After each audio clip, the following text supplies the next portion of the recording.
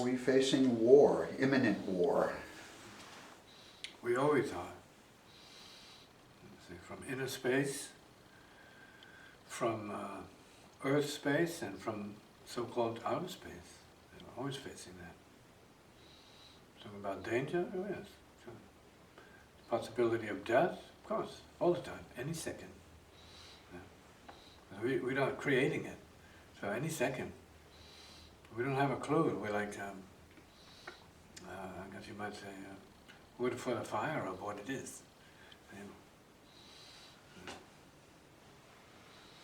Does war represent, let's say, an easement of tension, release of tensions, something positive? War is a manifestation of anger. In some cases, insane use of anger.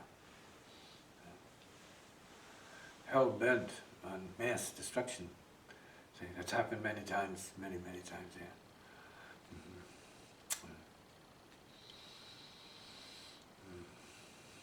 It's spoken of to a great degree in the Mahabharata, Hindu classic, which includes warfare in the sky, using spaceships, back thousands of years ago. So, all manner of warfare from all places, known and unknown. We are at war with ourselves. We are at war at the atomic level and genetic level, but we survive it. So we will survive whatever it is. Destruction and death is not the end; it's another beginning. So once you have that, you don't have to worry about, a bomb hitting you on the head, see, and changing your game, embarrassing your celebration. Offending you. You can hide. You can hide. But you can't change the fact. You can't change your destiny, but you can hide. Don't be afraid. But is there suffering? Oh, yes, of course. This is planet, what's it called, purgatory. So we are on planet purgatory. So that's where these things, there's a lot of cooking going on here. Flesh and mind and bodies and earth and the elements are all being cooked here. It seems that when wars happen, the vast majority are against any sort of war, and it's instigated by a few on both sides, and yet it affects many. Well, war is the earth. Earth is war. This is not psychological revelation. Earth is transformation. Earth is death star and a lifestyle. Purgatory. You can go up, you can go down. That's what it is. Being human is living a life in purgatory. And going through, let's say, some kind of purificational process. Whether you like it or not, it's happening.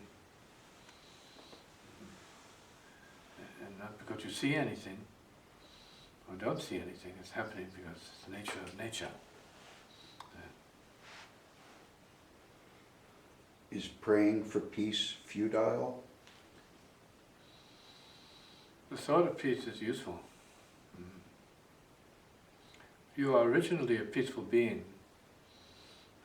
Most babies, when they come out of the womb, are peaceful, except hungry, because, vital shock to some degree.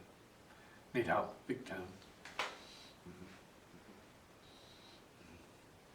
But peace is our nature. You go to bed, you're very peaceful, ordinarily. You're not distraught from other forces and influences. So we go back to our peace nature to some degree, every night or when we sleep, to some degree. That's the truth of most beings. They need their sleep for recovery. No problem. So you are your peaceful nature. If you dwell or abide in your peaceful nature, you have a clear idea of what's happening in the present and maybe what will happen as well.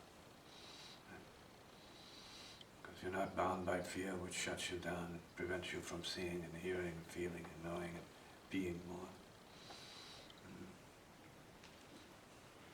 Are the internal conflicts people go through akin to war? Yes, yeah, yeah. Relative stages of war, conflict, yes. Suffering, tension, stress, yeah. Intolerance,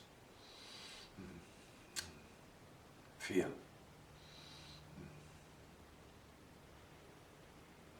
So would you say that war begins with one person creating those conditions? Well, it appears that this is Earth. War is okay here. Look at nature. Nature is,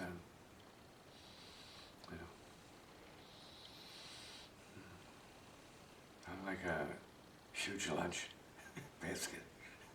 Lunchroom. Welcome to the lunchroom. If someone doesn't eat you, someone else will. If one level of creatures don't get you, another level will get you. You're always being eaten anyway.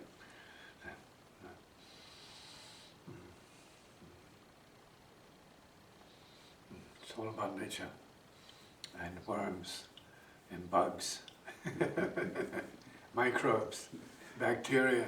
They get the last serving. It's called life. Life. Very good life. We'll always you.